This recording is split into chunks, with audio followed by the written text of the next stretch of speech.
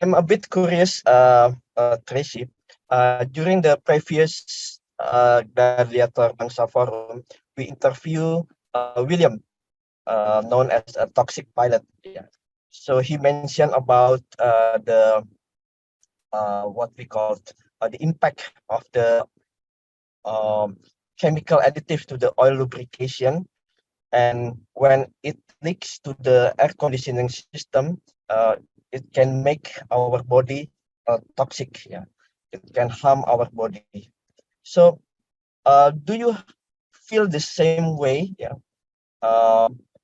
that uh, there is an indication of toxic, especially in the long flight, uh, where uh, this situation happened in the aviation so far, because most of the aviation try to keep it hidden, and they don't want to reveal the truth. Yeah.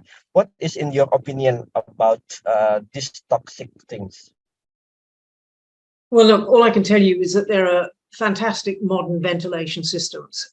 In earlier days, there probably was, the sort of air that you breathe on a long haul flight, the filters, but these sorts of things now are phenomenally sophisticated.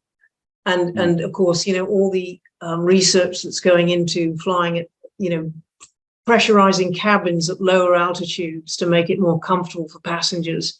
But no, I have absolutely no concerns, in fact, about the ventilation on modern airlines. I think, especially in the light of, for example, the COVID, I did quite a bit of flying over the COVID period, and, everybody is wearing masks and so on, and people were saying, oh, well, the ventilation systems, but no, the ventilation systems are fantastic on modern airlines. So I don't think that wouldn't personally worry me. I mean, I'm not a specialist on this. I'm of course flying an open cockpit, so there's no possibility of me getting carbon monoxide poisoning in an open cockpit, which is one of the nice things, of course. So, but no, technology is the sort of airplane that I fly. I'm already an anachronism. I'm flying an antique.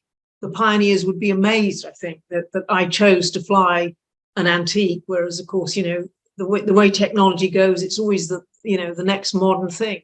But I have this nostalgia for the past and basic brilliant mechanics, and even though I had an engine failure with contaminated fuel in my engine, this is one of the strongest, most reliable engines ever built.